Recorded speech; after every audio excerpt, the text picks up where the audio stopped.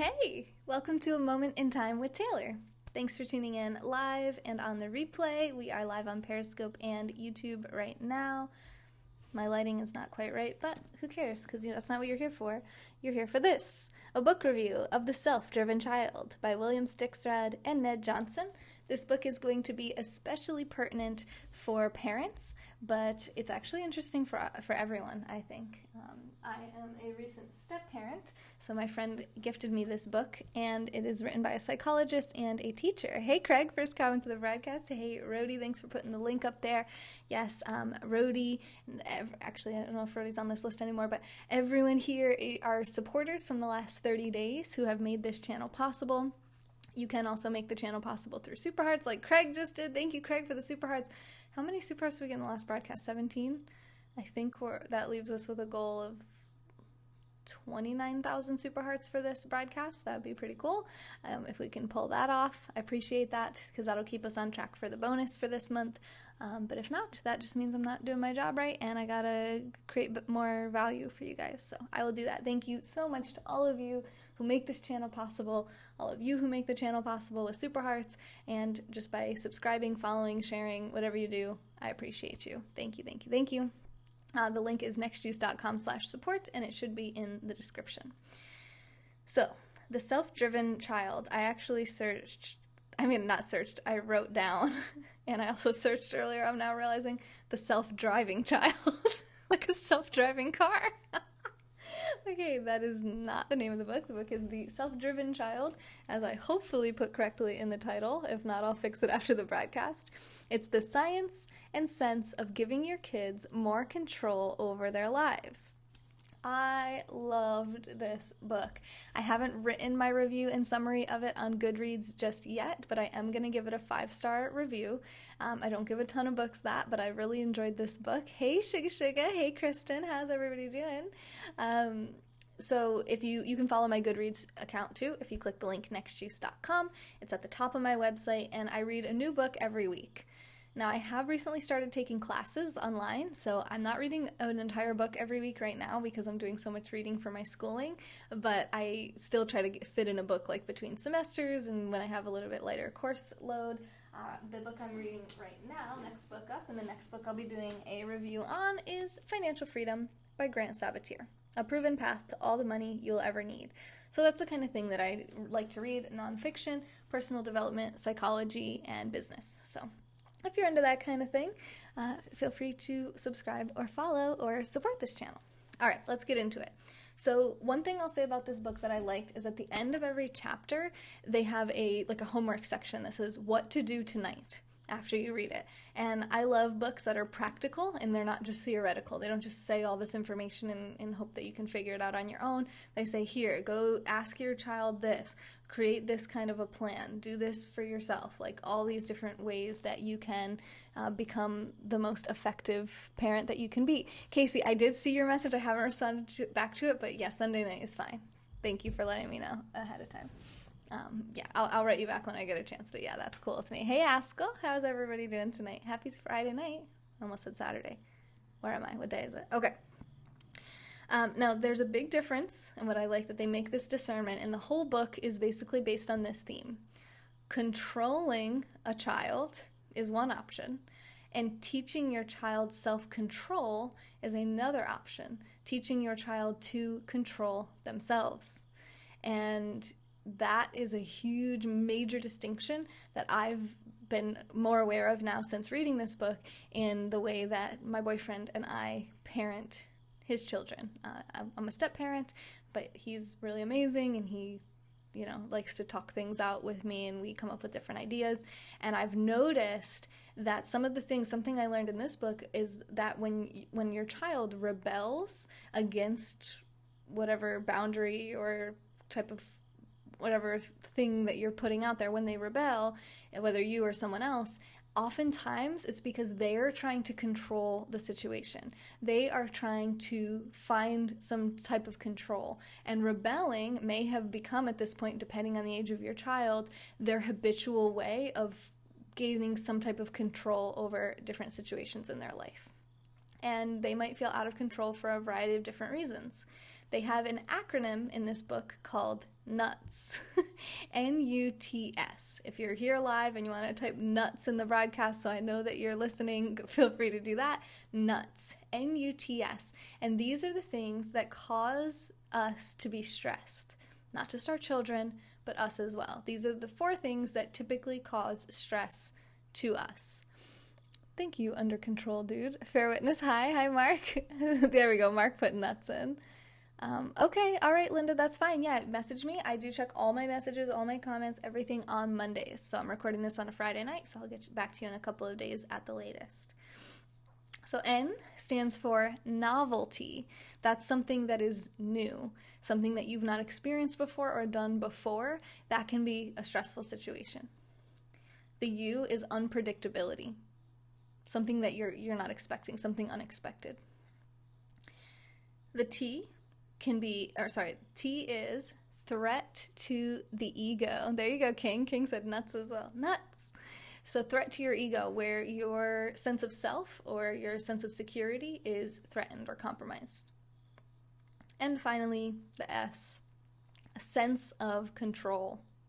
And that's what a big focus is on in this book. Novelty, unpredictability, threat to the ego, and sense of control. So these 4 experiences cause us to feel stressed. So let's talk a little bit about the brain. This is all in the book. If you want to get the book, I do highly recommend it, especially if you're a parent. Really, really, really important to learn these things. So this is early on in the book. They break down, they have pictures of the brain, they talk about the different parts of the brain and what they're for, so I'll give you a quick overview. They break the brain down into 4 different parts. The pilot, the lion fighter, the cheerleader, and the Buddha. So the pilot, the lion fighter, the cheerleader, and the Buddha. The pilot is your prefrontal cortex. It's the front, just like it sounds, part of your brain. This is your executive control system. It's in charge of planning, decision-making, organization, impulse control, and judgment. Now, what I've heard that wasn't in this book is that on average, that part of your brain is not fully developed until you're about 25 years old. So it's okay if your child under the age of 25 hasn't quite mastered all of these things just yet. Their brain is developing and it's growing. But I will say that we get better at what we practice. So if you give your child space to practice these things rather than doing it all for them all of the time, you're going to help them to develop that part of their brain in a healthy timeline. Again, it's planning. So are you planning everything for your child? Are you allowing them to have any say in the calendar, the schedule, the plan? Decision making. Let them make a choice. Give them choices to make. Do you want this for dinner? You want this for dinner? Organization. How about you let them figure out how they want their room laid out rather than just picking it for them? Impulse control. That can be a tough one. They kind of have to figure that one out for themselves. You can't really do that for them. And judgment. And that's something that is also going to be developed over time. This part of our brain, the front part of our brain, is called the Goldilocks of our brain as well, because it needs a just right amount of the neurotransmitters dopamine and norepinephrine to function at optimum function, optimum level. And any type of stress can easily take this part of the brain offline. It can be overridden. That's why when we feel emotional, when we feel stressed, when we feel triggered, it's hard to think logically and to use sound judgment and to control our impulses.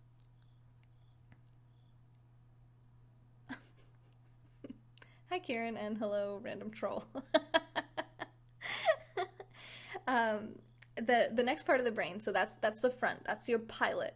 That's the one that we want to be in control, and we want to create the ideal Goldilocks friendly environment for our brains to have the least amount of stress possible, both for ourselves and for our children. And we'll talk about that relationship between our level of stress and theirs in just a few minutes, as they do in the book. The next part is the lion fighter. So this is your stress response system. This has a lot of different pieces that play a role in here. Your amygdala, hypothalamus, hippocampus, your pituitary, and your adrenal glands. But your primary part of your brain that plays a role here is your amygdala. Yeah, you want your brain to be a friendly environment. Exactly. Hi, Charlene. So your amygdala, it's actually two. I always thought there was one, but I recently learned in my college classes that it's on both sides of your brain. It kind of like goes down. It's a little piece like this. It goes down, it kind of like swirls forward. Looks like a funky little hat.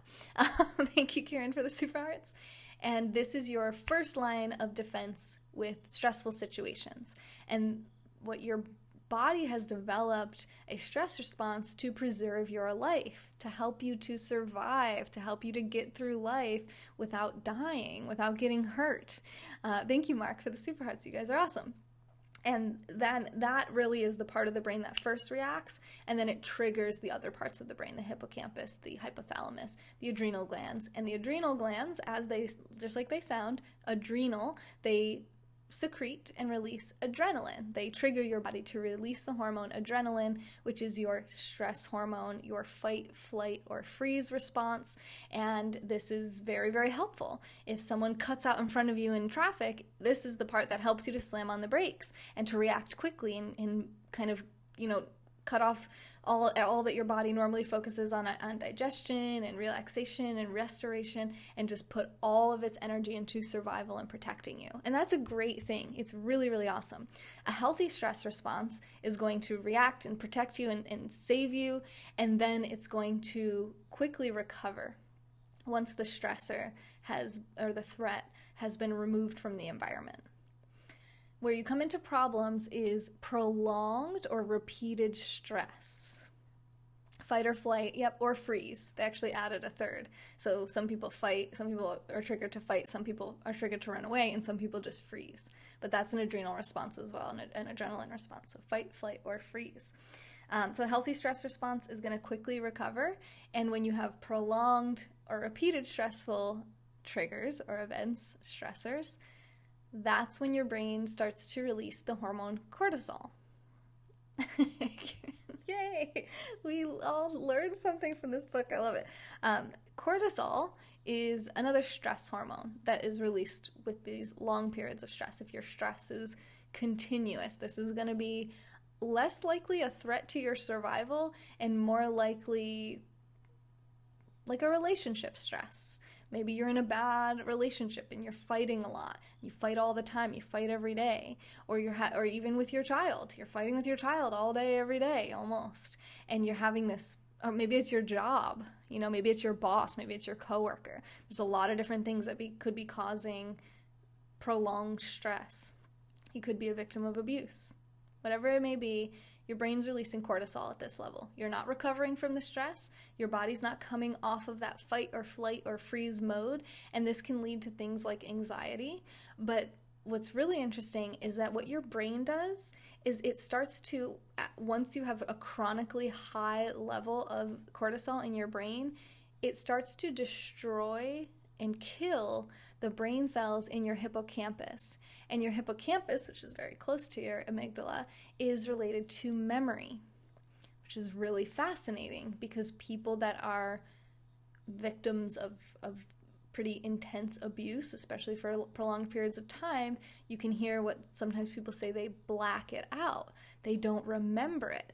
They cannot remember it because the part of their brain that serves to help them remember has been damaged by the levels of stress hormones in their brain. Now, why does that happen? We're not really sure. At least what they say in the book. They're not really sure, the authors of this book. Perhaps it's your brain's way of protecting you against really stressful memories. But what we know for sure is that it's going to prevent you from being able to remember things, even aside from the stressful triggers themselves, and it also is really going to impair your ability to learn. So if your child is being exposed to repeated stress and prolonged levels of stress, it's going to be very difficult for them to learn and to store memory, as well as many other things, like I mentioned, anxiety, and it could be other things as well. Like a protective mechanism. Yes, exactly. Interesting. I go to college for psychology. Nuts, problems welcome. Lion fighter, under control. Space for problems. Hi, everyone. Seems like some of you are getting this. Yeah, we talked about nuts. We talked about the pilot. That's the lion fighter, and that's your stress response system. So that's really the key here. We know that we want a nice, healthy environment for the brain so we can do our best, but we also, even probably more importantly, is we want to make sure there's no stress. If we can relieve stress, we're not going to fully eliminate all stress from our lives. Some guy is still going to cut out in front of us in traffic, probably tomorrow. I mean, it's going to happen sometime. But we can relieve as much stress as possible so that when we do face stress, we have the healthy response where we recover quickly. And that's very vital to this whole book, is how that sense of control, the S in nuts, your sense of control, if you feel like you're not in control, if you're having stress, you are going to have a really hard time with everything else in your life because you're constantly in that heightened state, searching for threats and not able to relax and let your body recover or sleep. Then you have the cheerleader, which is your motivational system, and that's your dopamine levels. Dopamine, the hormone or the neurotransmitter dopamine, which actually also serves as a hormone, it has been linked to motivation. So if you have high, healthy levels of dopamine in your brain, you're motivated to do things, you want things, you have desires, you go after them, you push through obstacles, and you achieve, hopefully, your goals and dreams. You're more likely to because you're actually motivated to do so. People with lower levels of dopamine are not as motivated to pursue their goals, and that can also probably lead to more stress, which will decrease your dopamine levels, and it's kind of a negative feedback cycle. So be aware of that for your children as well. We want to do things that help to boost their dopamine levels, and we'll get into some practical things we can do in a minute. And finally, you have the Buddha of your mind, your resting state, your parasympathetic nervous system, your rest and digest state. They talk about something I had never heard of before in this book that I love the concept of, which is your default mode network of your brain. And we'll get into that a little bit more when we get to that section. So 60 to 80% of your brain's energy is dedicated to your default mode network, this resting state, this recovering, repairing, restorative state of your brain. Hi, Lenny. So it's very important. We don't know a lot about it at this point, but we know it's very important because it takes up most of our brain's energy. So if we can tap into that and its benefits, that can be really helpful. And we'll talk about how you can do that in just a minute. So I'm going to read to you some of the stuff from the book, because I didn't want to just write it all down myself. So here are 4 things that you're going to realize as a parent. 1, you cannot make your kids do something against their will. None of us on earth have to do anything that we don't want to do. Something has to make us want to do that. Maybe it's dopamine, maybe it's that motivational system in our brain, maybe it's an incentive, maybe it's fear of punishment, but something's got to give us that will to do it. 2nd, you can't make your kids want something that they don't want. So maybe you want them to get an A, but they don't care about getting an A, and you can't make them want to get the A. 3, you can't make your kids not want what they, your kids not want what they want. So they want cereal for dinner. I actually know someone whose kid had this thing about cereal for dinner, wanted cereal for dinner every single night. You can't make him not want cereal for dinner. You just can't. Just like people can't change what we want. We want what we want, we don't want what we don't want, and people can't really change that. It's up to us to change those things if we want to. So we can't control kids, right? That's what I said in the beginning. Is there's a two, and then what they say in this book, you can try to control your kid, or you can try to teach your kid how to control themselves. which is going to really serve them in the long run because you get better at what you practice doing. So if you let them practice controlling themselves, they're going to get better at doing that. Okay. Yeah, you can make them do what you want sometimes through punishment and incentive. That's a good point. It doesn't mean that they want the thing that they just don't want the punishment, right? So it's not always so cut and dry. And then lastly, this is very important. I hope you're listening, parents. It's okay, at least for right now, for them to want what they want and not want what they don't want. So many parents believe that the path to success is very narrow and there's just one way to get to success. It's, graduating with honors, going to school on a scholarship, maybe being an athlete. We all have different ideas of what we think is the ideal path for our child. And the reality is that very successful people have come from all different walks of life. Some people are rags to riches stories. Some people dropped out of high school and went on to be Bill Gates. I don't know if he dropped out of high school, but he dropped out of college, right? I don't know. Okay, I probably should have looked that up before saying it, but we get the idea. All right, so I'm going to read another section to you here, which are the stages of development. And what we're talking about here is being a consultant to your child. You can see the hashtag in the title here. He dropped out of Harvard. Okay, there it is. Oh yeah, and then we can talk about that. That's in other books about small fish in a big pond mentality. Big fish in a small pond. We thrive better, but that's not in this book. So this coming from a humanistic psychologist. Yeah, for sure. His name is William Stixrud. And he doesn't call himself a humanistic psychologist in this book, but he is. Innovators are less than 2% of our society. Where does that stat come from? That's interesting. So we want to consult, not control the child. And why our brain likes the consultant model is one, because it's low stress, because we have a sense of control. So if I'm a business owner and someone is consulting me, or my consultant, sorry, they're not consulting me, I'm consulting them, right? They're the consultant and they're giving me some idea for my business. Well, I don't have to do it, but they're educating me too. They're saying, hey, I have these other clients, they've tried this, it worked for them, you might want to try it, your call. And that makes me feel in control. And that doesn't cause stress. And it may make me want to do it.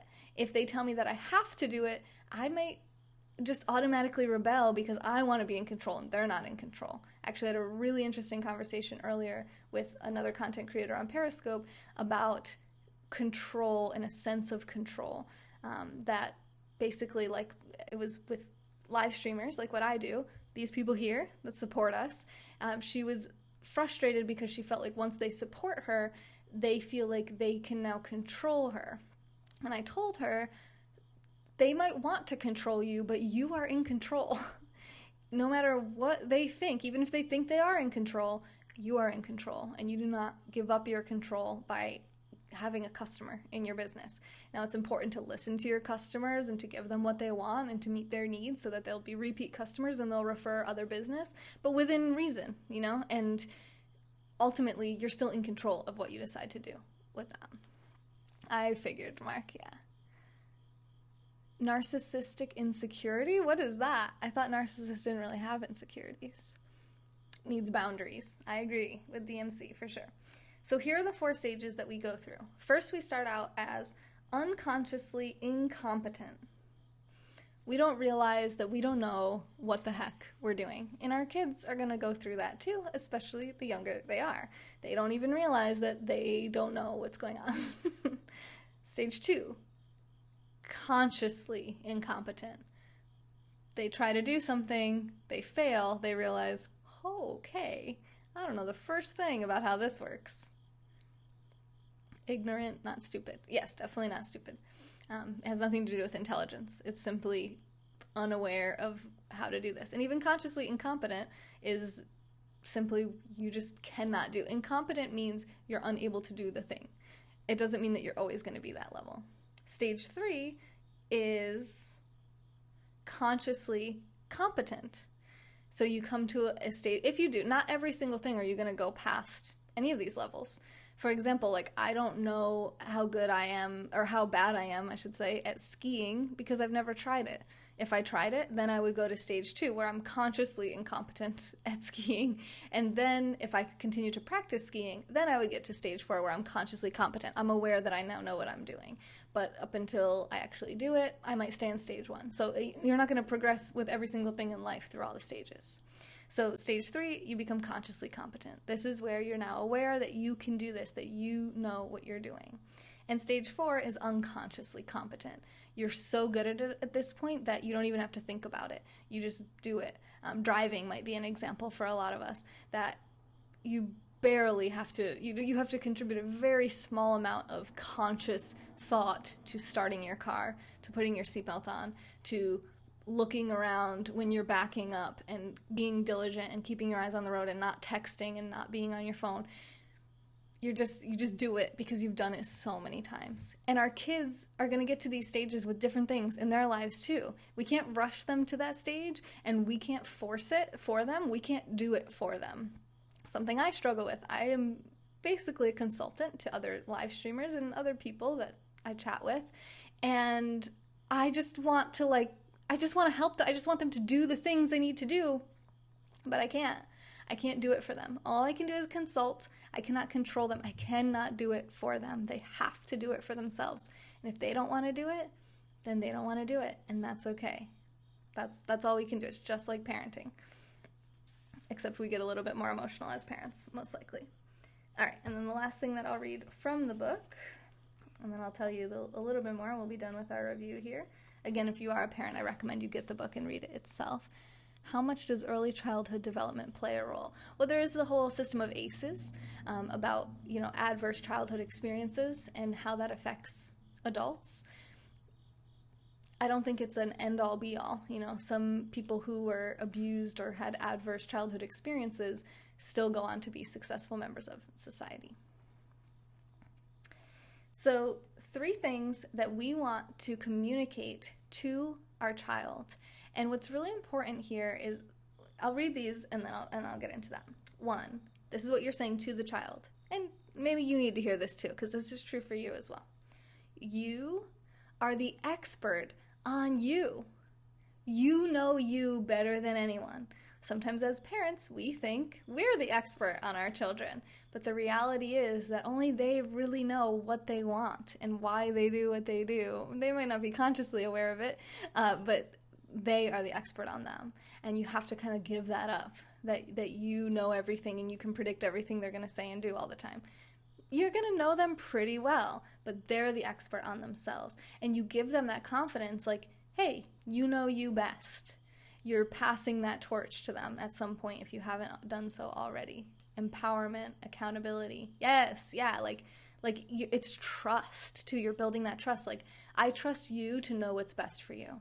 And that to them is like, what? Like, you're not questioning my every decision and telling me that you know what's best for me, and because you said so is why I should do things, but you're telling me, like, I know what's best? That's a really powerful statement to a kid. One that I don't recall ever hearing myself, and one that probably isn't spoken to many children. Liberating, yes. Hi, Nelson. First comment over on YouTube. Good to see you. I'm doing well. Wrist is a little painful, but I'm doing well.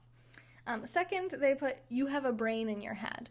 And I would expand on this to even explaining to them what is happening in their brain and what the brain does, and when they're experiencing different things, explaining to them what's happening in their brain.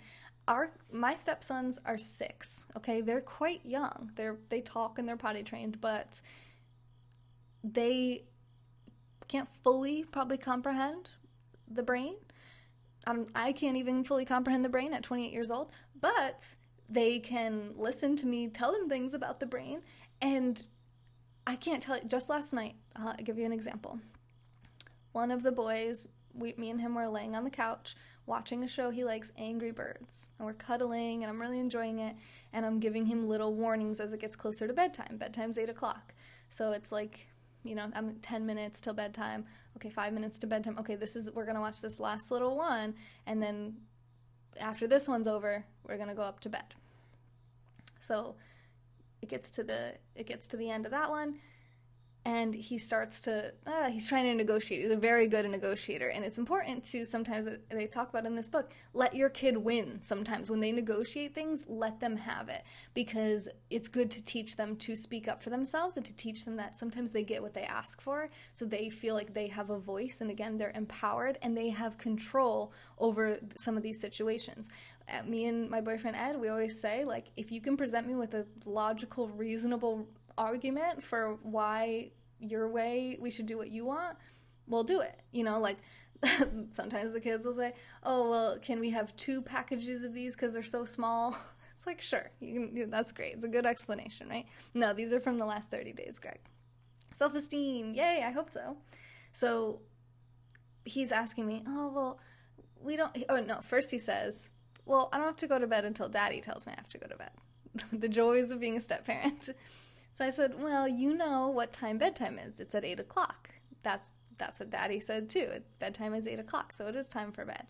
And he's like, well, because my boyfriend was upstairs playing a video game with the other boy. And he said, well, he's still playing and he'll come get me when he wants to go to bed, which is true. He wouldn't have been in trouble for staying awake or anything like that. But I explained to him, I was like, yes, but your bedtime's 8 o'clock because brains of your age need about 10 to 11 hours of sleep on average per night to feel the best, to do their best, to be the healthiest brains, to develop the best that they can. And I just explained to him the science behind why sleep is at this time, why bedtime is at this time. Actually, first I said, you know why? Do you want to know why? I don't think I said, do you want to? I just said, you know why bedtime is 8 o'clock? He's like, why? I said, because then you go up, you put your pajamas on. I don't have to tell you the whole conversation, right? Because you might be getting a little bored. I explained to him, you know, the process that we do before bedtime. I said, so by the time you actually fall asleep, you're usually asleep by 9. You get up at 7, and that gives you 10 hours of sleep. And he even said, I thought it was 11 hours. So he's listening and he's comprehending this. He doesn't necessarily understand the neurotransmitters involved in dopamine, and he doesn't need to. What he understands is that we want him to go to bed at that time because it's good for his brain, because it's healthy and we care about him and we love him and we want him to be as healthy as possible. And so he got up on his own. He grabbed his blanket and he did say, oh, I'm going to ask Dad if I can have a snack before bed, which is a technique he uses to push bedtime back a little bit. But that's fine. I mean, it's not, you know what I mean? It's not the end of the world. He's still asleep by 9 o'clock. They were both asleep by 9 o'clock. And it was like, he understood what was happening and why, and that it was coming from a place of love, not from a place of control. Not like, it's, well, 8 o'clock is bedtime because I said so, because I am an authority and you listen to authority. You don't question authority. Screw that. I do not want his kids, I never know if I should say my kids, I do not want any kids in the world to have that mindset that they can't question the reasons behind the rules and present me with better ones. So they even said in this book, if your child wants to stay up later, you can make a deal with them. You can say, okay, well, what time, you can first present them like I did with the science, however many hours of sleep they need for their age group. You can easily find this on Google. And then ask them what time they think that they should go to bed. Like, you can just work it out with them. Okay, so what time do you normally wake up? Depending on their age, right? I'm talking really like if it's a teenager. Otherwise, you can kind of explain. Okay, we usually get up at 7, around 7. Because we have to get, you know, to school, or to the bus, whatever at this time. You know, you're working it out together. You're a team on figuring this out. Critical thinking, yes. Okay, so, all right, so if you have to be up at 7, so it says that you should get 8 hours of sleep, or, you know, for teens, probably 9 hours. So it says you should get about 9 hours of sleep, so 7. Okay, so that puts bedtime at like 10, which is what hopefully your bedtime coincides with what makes sense. So, okay, so your bedtime's 10. When do you think that would be a reasonable time for you to go to bed to make sure you get enough sleep so you can perform at your optimum level? Now, they might say 2 o'clock in the morning, but chances are if it's presented that way, they might just try to push it back an hour. They might say, well, can we try 11? You know, can we just do midnight? Try it. Whatever they say, sure, let's try it. Let's give it a shot. Some people genetically some people need more sleep. Some people need less. Let's just see. Rather than trying to convince them, don't use it as a sales moment to say, well, I've noticed that when you get less than this amount of sleep, you're cranky and you don't, let them feel it and experience it for themselves, because again, they're the expert on them and they have a brain in their head, and you have to show them that you understand that and you trust that and you trust them and you're in this together. So, okay, you think 12 is a reasonable time? 2 in the morning is a reasonable time? Okay, fine, let's try that tonight. Let them stay up to whatever time that it is. You can encourage them to say, well, if you want to be asleep by that time, it makes sense for at least an hour before that to turn all the lights out, no technology, no TV, no phone or anything, because your brain, again, use science, your brain really benefits from, your brain gets confused by lights before bedtime, and it's hard for you to wind down after looking at a light. So at least no phone. Get your kid an alarm clock so they're not using a phone for an alarm clock, and you can have the phone powered down. If you have a thing where you all put your phones somewhere at the end of the night as a family, it's hard to have your kid as an expectation that you're not at. If you look at your phone in bed, they're going to look at their phone in bed. Up to you if you think that's healthy. It's not. I do it. I'm just saying. So you can have an agreement like that. Chances are they're going to get so bored laying there in the dark, and relaxing your body. You can teach them meditation techniques, and they're probably going to fall asleep before the time they said anyway. Whatever. If they can make the agreement that at 10 o'clock they at least turn the lights out and they relax, whatever time they do that, check in with them throughout the next day. When they wake up in the morning, how are you feeling? Right in the morning, you can ask them, do you feel well rested? Do you feel like you got enough sleep last night? Let them associate the sensation of what they're feeling. Do they feel exhausted, like they do not want to get up out of bed right now? Well, they probably didn't get enough sleep. They probably didn't get a restful night. Okay, let them go through the day. Check in with them if you can in the middle of the day, otherwise after school. How was school today? Were you able to stay focused? Did you feel like you were snapping quickly? Were things annoying you? Did everyone seem to be like in a certain type of mood today? Because oftentimes that's us, right? We're irritable, so other people trigger us more. And just check in with them throughout the day and ask them how they feel. Now, if they say, oh, I feel great, I feel amazing, I'm super focused and everything, then go with that. Genuinely trust them. Let them continue to try it. You can you can still say to them, okay, well, you just snapped at me and you don't normally do that. I feel like it could be related to the sleep. What do you think? Consulting. No, I didn't get in a fight. Hi, Rick. My wrist hurts. Everyone is different but the same. Can they tell time? Learn through experience. Our kids are borderline with time. They're still figuring that out, but they'll probably get there in the next year, the next school year. And then finally, I didn't say this third one. So you're the expert on you. You have a brain in your head, and you want your life to work. These are the messages that you're conveying to the child. Like, I know you want to have the best possible outcome. I know you want X, Y, Z. Figure out what they want. Ask them. You can do goal-setting exercises. And, I know that you want to go to this college, so I know that you're going to make the best choices to make that a reality. So I trust you. If you think this is the best choice for that and you're still going to be able to reach that goal that I know is so important to you, then I trust you and you can do it. But always, keep in mind the alternative as well. Can we come up with a plan B together?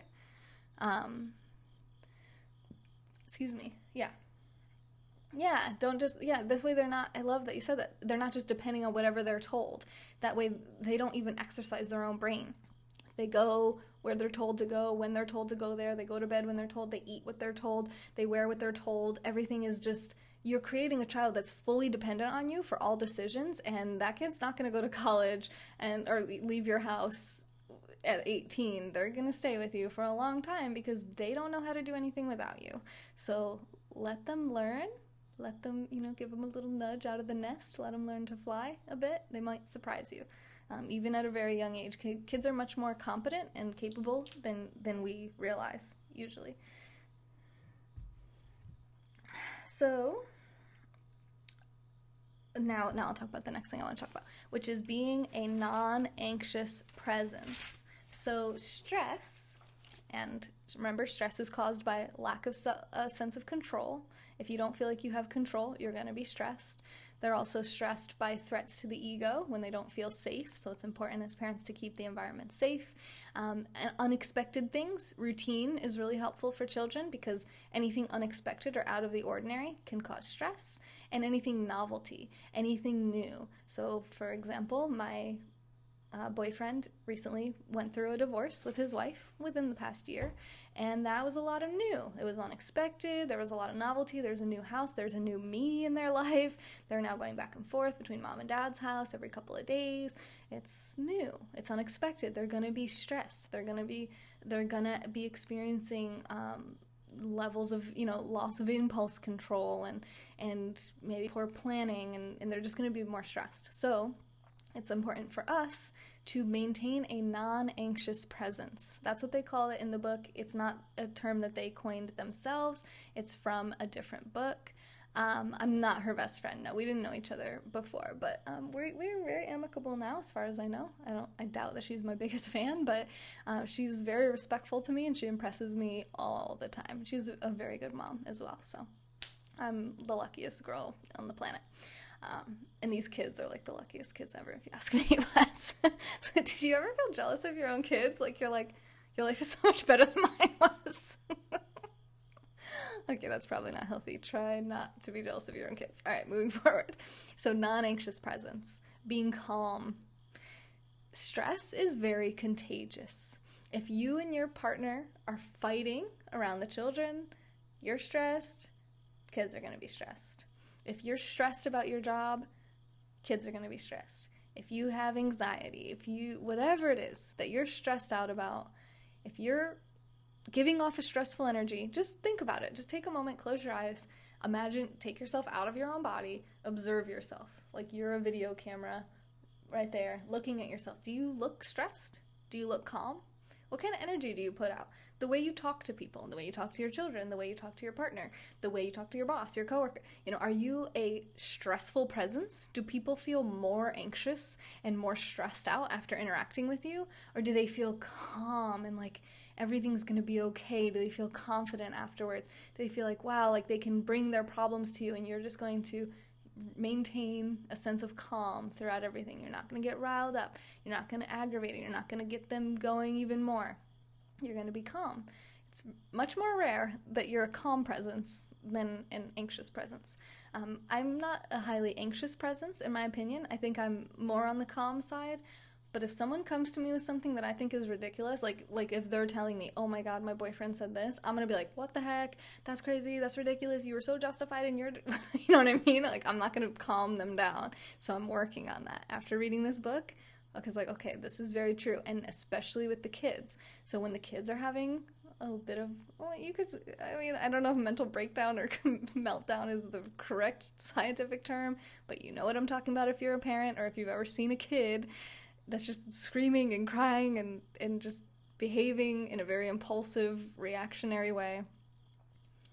You can maintain calm in that time. If you've not practiced it, you're going to need practice. Talk to someone, get a therapist or a counselor, research it on the internet. There's tons of data about the effects of meditation. Are you getting enough sleep at night? Are you maintaining an environment that doesn't have a lot of novelty or unexpected events or threats to your ego or a sense of control? Do you have a sense of control over your life? Or do you feel like you're a cog in the wheel and you're just doing what you're expected to do? You're just doing things because that's the way that they're done. That's what you're supposed to do because someone said so. If you're feeling like that, chances are you're stressed. So figure that out. Work it out as soon as possible. It's of the utmost importance for your child's health and mental health and therefore physical health. And work on being a calm presence. This has been something, I've talked about this in our mastermind group. We have a mastermind group every month. It's $20 a month if you want to join it. We meet every month on Skype. You don't have to show your face if you don't want. You can just listen and talk on the microphone. We even have one person who doesn't even talk. They just listen. And they type though into the chat, but anyway, we have a theme, we have something that we try to focus on each month, and 2 calls ago, non-anxious presence was what we were focused on. It's how can we be a more non-anxious presence this month? And it was cool how many of us reacted to that, like, wow, there's so many times where I'm in this heightened state and I'm all worked up, and I just need to remind myself to be non-anxious presence, be a calm presence, give out calm energy, because stress is contagious for sure, but so is calm. Calm is contagious. That's the good news, that when you're around someone who's super calm, you can't help but like be more calm. I used to work with a woman like this, and it drove me a little crazy because I wanted to be worked up. I wanted to complain about this other woman that we worked with. I wanted to be like, wow, she's so, and then she would just sit there very calmly and listen to me. And she asked me something one time. Once I finally stopped ranting, she goes, how do you feel now after saying all that? I was like, oh, I'm like, I feel terrible. You know, she's like making the point, like, you're not hurting her by being so upset about this. You're hurting yourself. And in a way, could be hurting the person I'm talking to as well. Like, she doesn't want to hear this crap, you know? It's not her problem. So it was like, okay, that's true. Like, I was worked up. I felt negative. I didn't feel better. Like you said, relieved. I didn't feel relieved. I didn't feel good. I was reliving the torture in my mind of working with this woman who just was really difficult to work with. And that wasn't making me feel better. It was only making me feel worse. I was trying to look for someone to justify how I felt about the situation. I didn't need that, okay? That indicates that I don't trust myself. I'm looking for external validation of my instincts, which is not necessary if you trust yourself. So that was a me thing. But when I think of a calm presence, I think of her. She's the most calm person I can think of. She's always so calm. And now she's a massage therapist because she's calm and she can help people to relax. So it's something we all need to practice and think about and learn from, is how can we be more calm and help our kids to be calm and remain calm. So I've been trying this. When the kids get worked up, I try to stay calm and I ask them questions. Like, they're like, it's not fair. And I said, oh, what's not fair about it? Just like this, like how is it not fair? What is not fair about it? Do you think that you should be able to do these things? And they don't say yes. Like, they're reasonable, rational humans, like we all are. They don't think that they should be able to just act a fool and get whatever they want afterwards. They're just saying it's not fair because they want the thing. Well, that's the whole point. That's why you're not allowed to play the game, because that's the only way to get you to not behave, act a fool, you know? I don't say that. I don't say act a fool. That's just, I'm trying not to give too many specific examples, because that maybe hits a little close to home for people that are not me, and I don't have the right to share anyone else's story. So just try to remain calm, ask them questions, explain things to them, and so I'll say, like, one of the boys was freaking out last night because he couldn't play his game. So I was explaining to him, I said, you know what, I'm like, it's okay, it's gonna be okay, because you can control yourself. This is what I'm saying to him.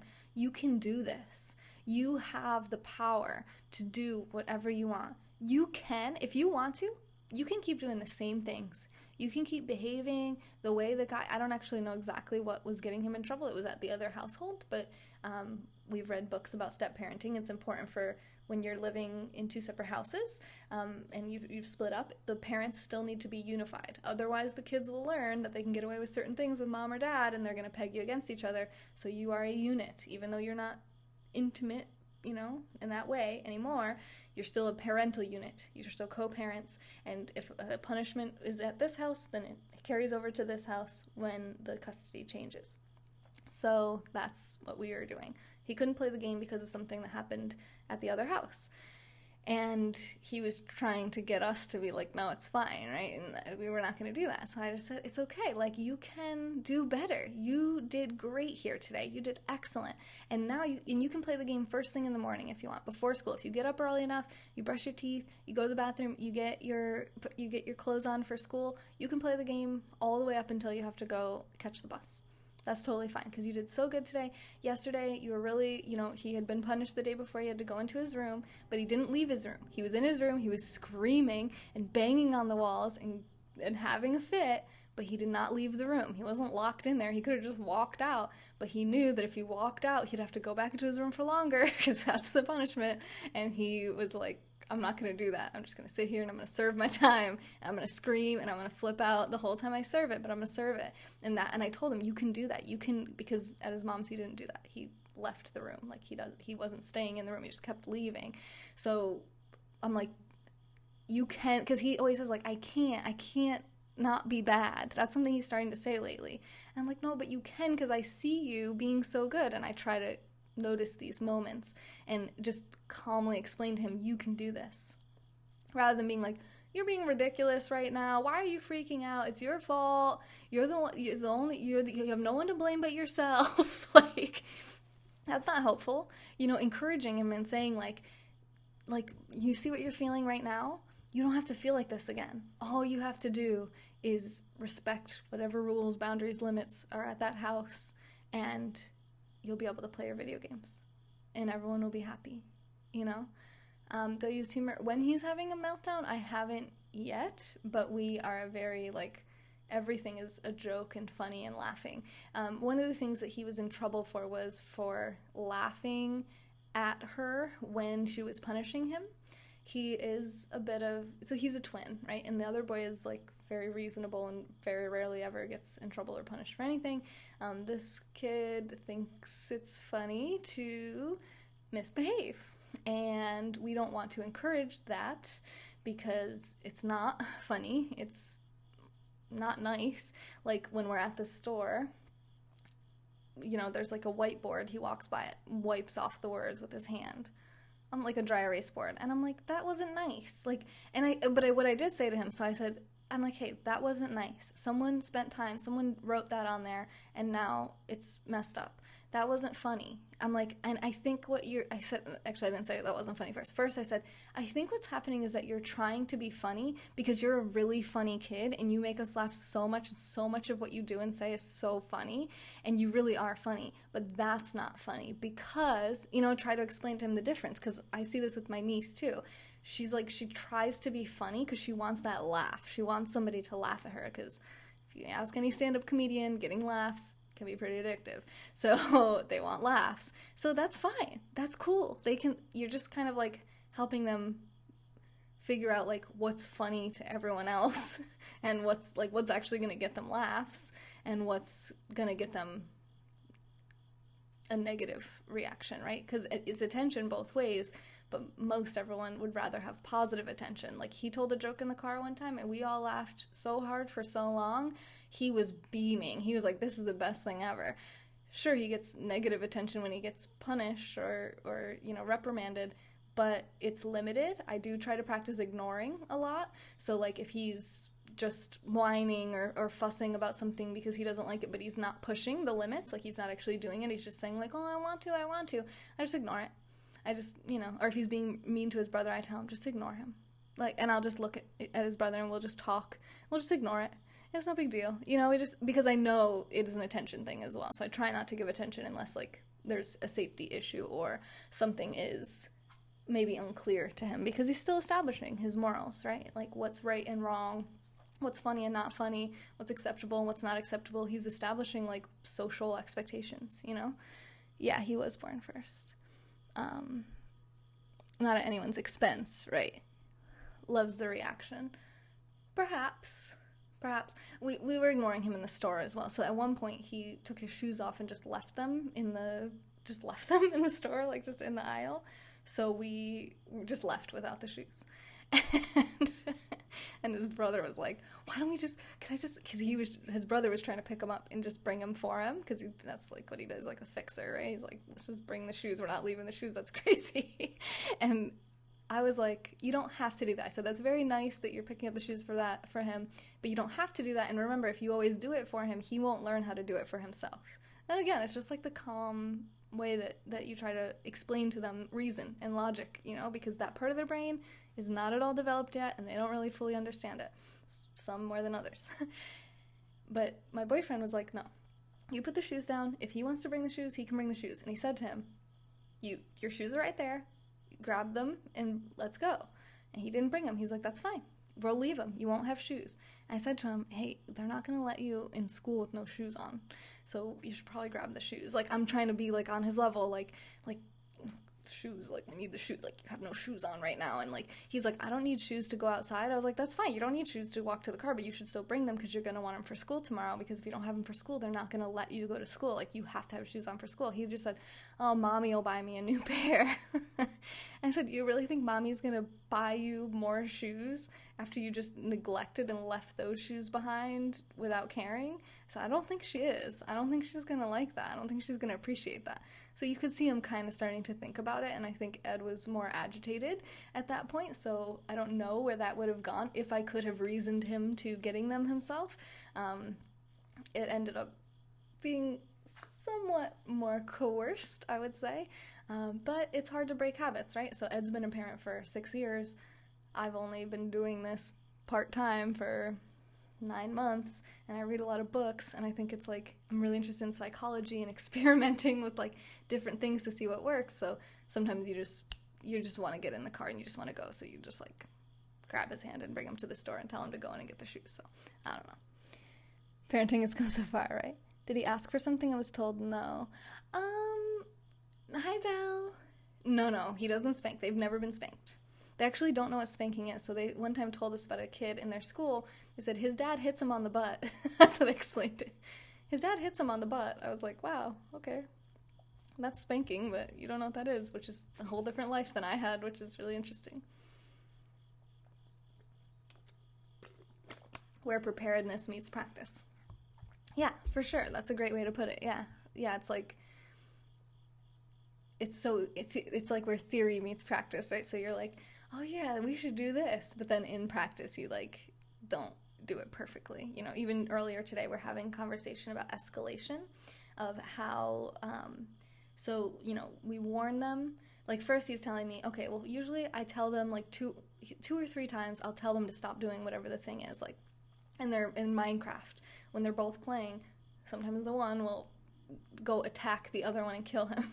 It's not part of the game. You're not supposed to do that. That's not like, it doesn't benefit you to do that, other than you're a brother and you just want to torture your brother.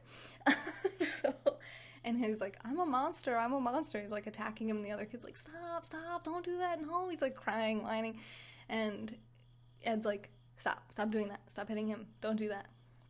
But then he kept doing it. So then he was like, okay, took the game away. So it's like this whole thing where you're like, okay, we're going to warn them. Like first we're going to tell them, then maybe we'll tell them again. Then we're going to give them one last warning. And then we're going to count to 3 and give them one last chance to stop doing it. And then we're going to do the thing that we said we were going to do, which is like take away the video game. Don't let him play the video game anymore. Now he has to just watch his brother play, which he hates.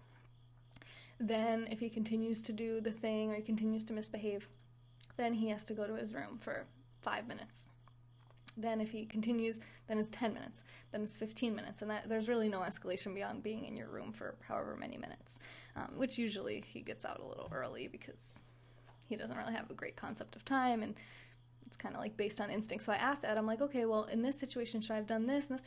And Ed was like, it's instinct. He's like, do what you think is best. It's not going to be perfect every single time. It's not going to be the same method of escalation. Like sometimes it's just going to be one warning and then the thing gets taken away because there's no real way to count to 3 and like all this stuff. And I'm like, okay, I'm trying to like grasp it so that me, Ed, my boyfriend, their dad, and their mom we're all on the same page of being consistent with the way that we treat things like that, you know?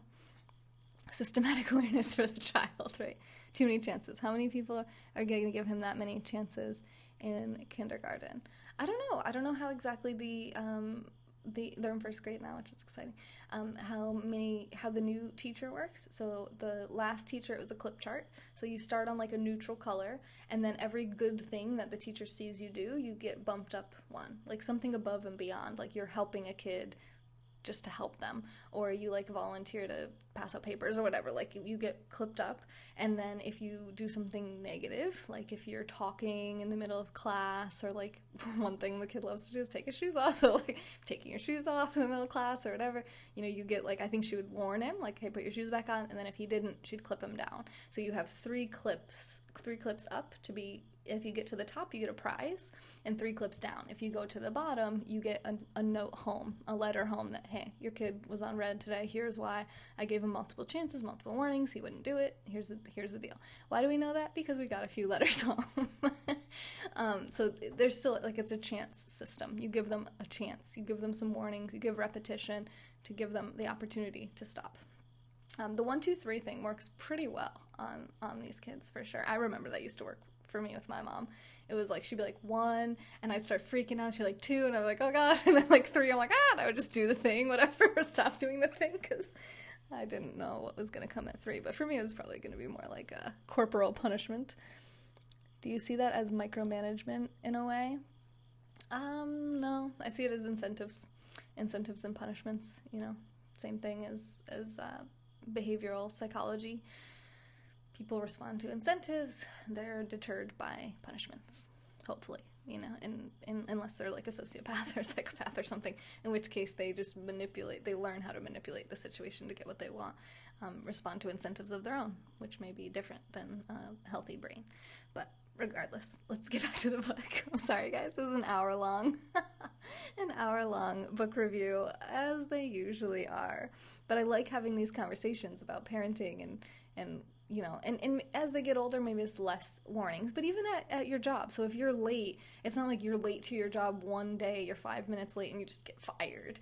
Like, it's like, okay, you get 3 chances, you know, you get like written up and then you get like a something, or I don't know, like, I don't know what punishment, but it's like you can get written up like 2 times in a 6-month period, and 3rd time you're fired. And even then they probably don't fire you half the time. They understand why you were, you know, late. Males are less patient. What's interesting, actually, they talked about that in this book. Thanks for saying that, because I didn't write that down. They talked about how the male and female brains are different in that women release dopamine earlier and it lasts longer, and men release dopamine, obviously, the opposite, you know, later, and it doesn't last as long. So men actually tend to work best under pressure.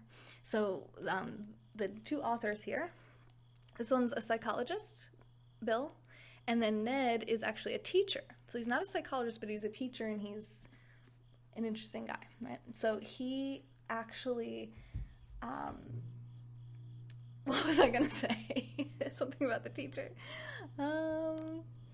Dopamine. He notices that the kids in his class, the girls, if he asks a girl in the class, how are you doing on your paper? She'll say, oh, it's good. It'll be like a week before the paper is due. It's good. I've gotten all my, you know, I've written everything out. I just have to get I just have to touch it up. I have to do like one last revision. You know, I have all my sources, or I need one more source or whatever. It's like pretty much almost done. Maybe not a week ahead, but like, you know, let's say the day before or 2 days before. And they'll be like, yeah, it's pretty much done. It's good. You know, they like to have things done early and be prepared, and like, because their dopamine releases earlier, so they feel good having things done early. Now, boys, when he asks them like the day before the paper is due, hey, how are you coming on that paper? They're like, I haven't done it yet. I haven't started, but I'll do it tonight. I'll cram all night. I'll get it done. It'll be done tomorrow. It'll be good. And that's the common. He says it's like so common that he can almost predict that the boys are going to pretty much do it the day before it's due at the earliest, and the girls are going to have it done earlier. And that's maybe why women tend to have more success with schooling than men, but it's also why moms get very stressed out by their sons, because they see them putting everything off till the last minute, and it frustrates them, and they want to, like you said, micromanage. They want to control. And even if they consult, the boy might not have the motivation. Remember, motivation comes from dopamine until closer to the deadline. My boyfriend is this exact same way. He doesn't pack for a trip until the morning we are leaving. It does not matter what time the flight leaves. He will get up 1 to 2 hours, probably max, before we have to leave, and pack everything that we're going to need for that, everything he's going to need for that trip. I'm already packed. If I'm packing the day before, it's stressful to me. I know girls that pack 2 weeks before they go on a trip. So it's just like, we have to remember that our brains work differently. Dads with daughters, mothers with sons. I realize not everyone is gender normative, right? So not everybody fits into this mold, but that's just the general way that it works. And that's interesting and very good to know, especially for moms, because if your son waits till at breakfast he's doing all his homework, it's fine. If he's getting good grades and he feels fine about it and he knows that he could do it before, then just let him, because he's doing fine, right? It's as long as he's getting the results that you guys both want, everybody should be happy. So just don't watch him. If it stresses you out, just ignore it. Just look at something else because your stress is going to stress him out. All right. Radical downtime. This is hugely, hugely important to eliminating stress in your life and the life of your child.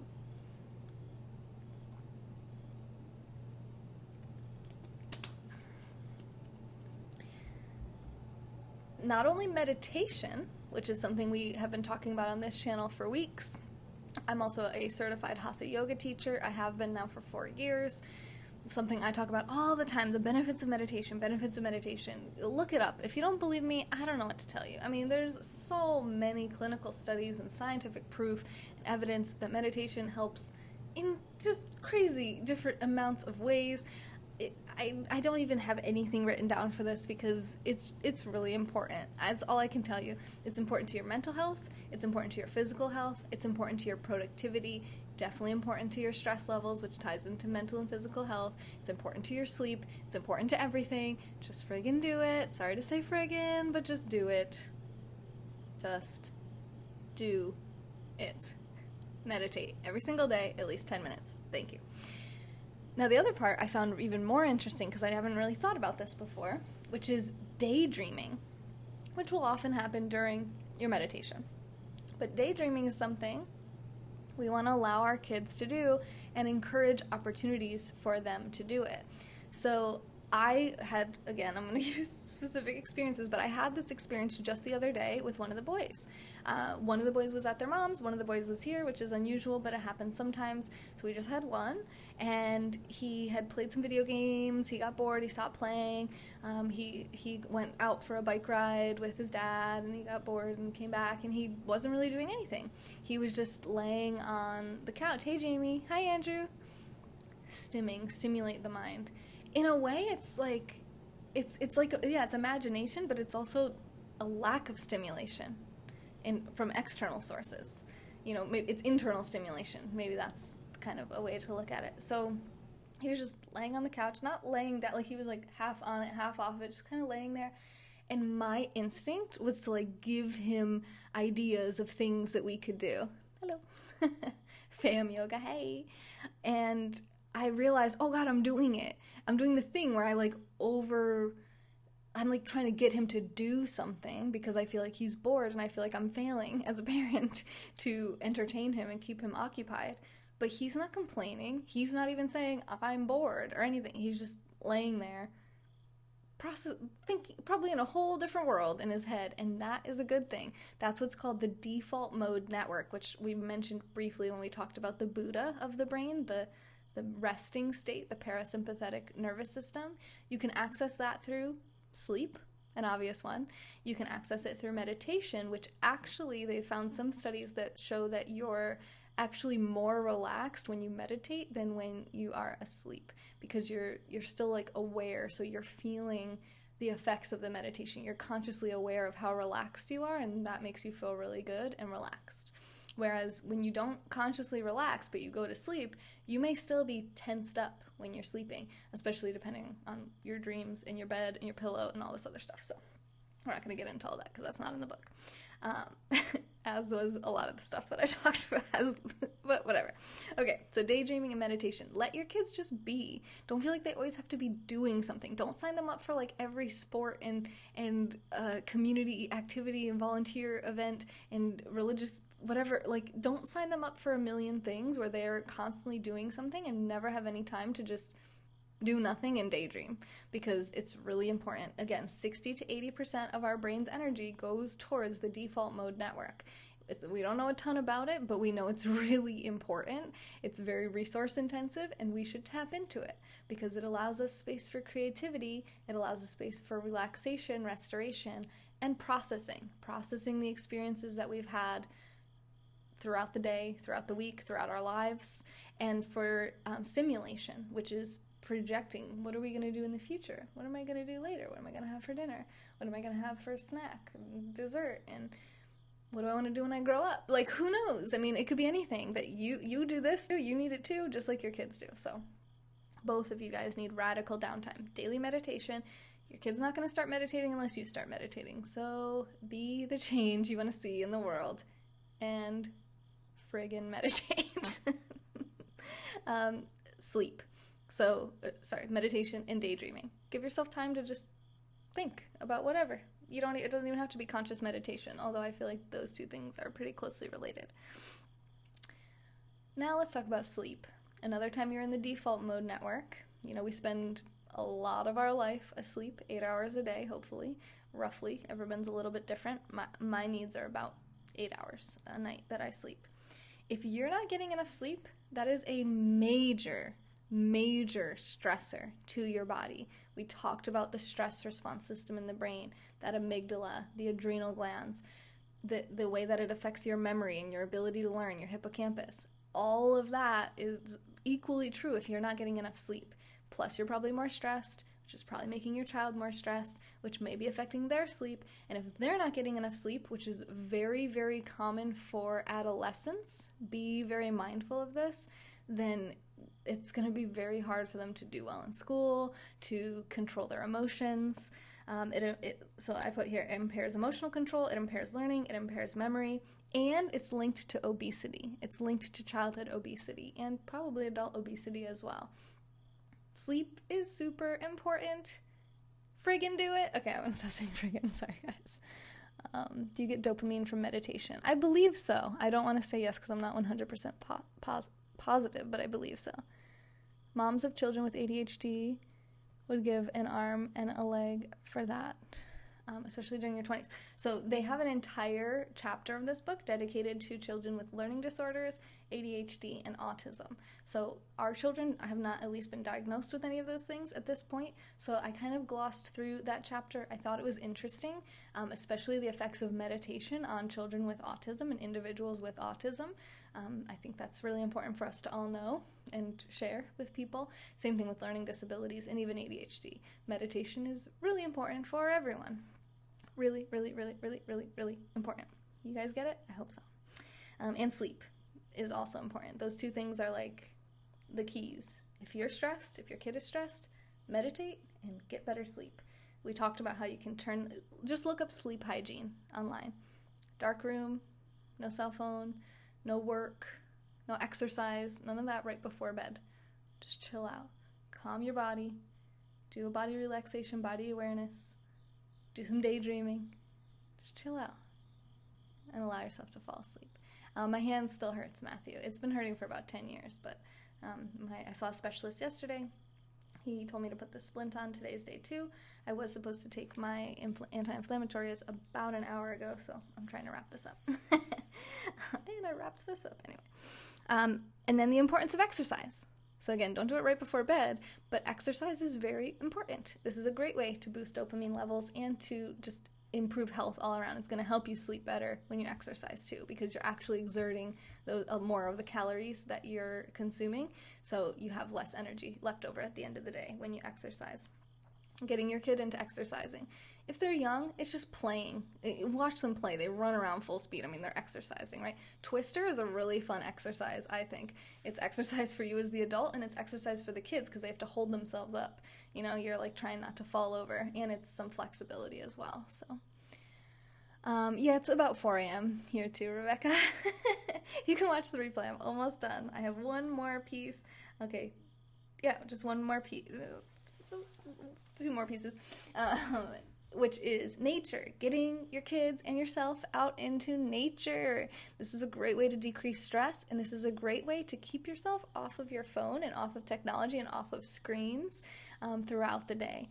Getting into nature, that's going to encourage that daydreaming, that default mode network. There's such thing as a walking meditation where you are aware of every step that you're taking and the quality of your breath as you walk and the sounds that you hear and the sights that you see, and you're just meditating while you're walking around. You can try that with or without your child, but encourage your child to get into nature, and the best way to do that is to go with them, to offer to go with them, go on a hike together. It's consulting, not controlling, right? So it's okay to set limits on your kids as long as you have good reason, in my opinion, scientific reason for the limits, whether it's technology or whatever it may be. Anything, bedtime, you have your limits and you allow them to negotiate and you give them some sense of control, but there's certain things like safety, security, a lot of that stuff, it's going to be pretty hard to give them complete control if they're actually putting their own safety or someone else's at risk. But you can still explain to them why you're enforcing a rule like that or enforcing a limit, because it's endangering someone, especially, I was going to say especially them, but really anyone. So my last thing, so this is what I'm saying about leading by example. Like I said, I consult people, I consult live streamers, I consult other people with their businesses, and just people in general with whatever they're going through in their lives. And they're not going to listen to my advice if I'm not following it. It's really hard to offer advice that you're not following yourself. They're not going to take you seriously, and they're not going to be able to see any results of you doing that thing because you're not doing it. So as a parent who's acting as a consultant now, not a controller, we've gotten here. It's been an hour and 15 minutes. We're here. We're not controlling our kids anymore. We are consulting them. Consulting for them. They're consulting with us, right? We're there to help them. We can offer them help. Hey, do you want help putting your shoes on? But they have the choice to do it themselves as well. Jamie, thank you for the super hearts. You can also use that as a way to kind of like, okay, we're going to go up to bed now. Do you want me to carry you or do you want to walk? You're not like necessarily offering the choice of like not going to bed, although that could potentially be a choice. Let them come up with that one on their own because it's really important for them to get good sleep. We talked about that in the beginning of the broadcast, so halfway through, I don't know, we talked about it. So now we've been live for a really long time, and I love you guys, and I wish we could talk about fun stuff like this, like psychology and parenting and books all day long. Let me recap. This was The Self-Driven Child by William Stixrud and Ned Johnson, a professor and a psychologist. I recommend that you get it if you are a parent. And yeah, and that's fuzzy. Okay, let me work on that.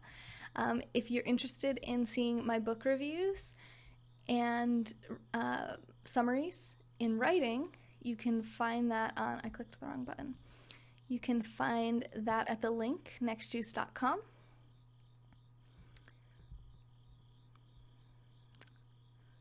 I'm distracted. Maybe I should just wait a second here and just fix the focus and then talk. Okay. And you can sign up. It's totally free. You can either, one, follow me on Goodreads. It'll be on the top of my website. It looks like a G. But if you're not on Goodreads regularly, then I recommend that you sign up for the emails. It's totally free. And get this, listen to this. I only email you 3 times a year. So I'm only going to email you once every 4 months. And all that email is, you can look at the previous ones right there before you sign up. You can see all the previous campaigns. That's what they're called, email campaigns. I didn't call them that. That's just what they're called through, what do I use, MailChimp. And it's a summary and review of every single book that I read over the last 4 months, which is on average about 16 books. I have started classes, and I'm in my 2nd semester, and I'm reading a lot for school, so I'm not reading as many books, so it's probably going to be a little bit back heavy. So the next one I send out, which I think is in like a week or something, in 2 weeks, I think it's in September, is probably not going to have 16 on it, but then the one after that is probably going to have a lot more than 16 to balance it out, because I read 52 books a year, 1 a week. Take a book, leave a book. Oh, take a book, leave a book library. Nice! Those are really fun. I love those. They're usually full of fiction books, which I don't love because I usually read books like this, psychology, nonfiction, business books. The next book I'm going to be reviewing is called Financial Freedom, A Proven Path to All the Money You'll Ever Need by Grant Sabatier. And he is really cool. I haven't really gotten into this book to know if I recommend it yet. I'm only 40 pages in. But he responded to my Instagram message where I asked a question about the book, and he liked my tweet that I was reading it, so I thought that was pretty cool. I appreciate that. I like people who are accessible, who make millions of dollars. So we can learn from them, because that's going to set us apart from the crowd like we talked about in our last broadcast.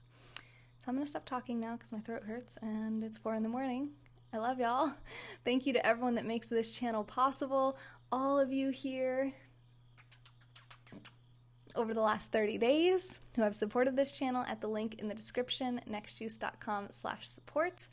And thank you to everyone who sent super hearts on this broadcast. I don't think we hit our goal of 29,000. No, we got 1,000 super hearts. Thank you, Kieran, for being the top contributor of super hearts with 726. Thank you, Craig, for 330. Jamie with 222. And Mark with 66. Thank you for the super hearts, you guys. Hopefully I will do something that you value more than this, because that means I earned about 66 cents in an hour and a half. And I felt like it was pretty good content, but the numbers speak for themselves. So thank you, thank you, thank you, and I hope to see you on the next juice. This has been A Moment in Time with Taylor. Good night. And remember, consult, don't control.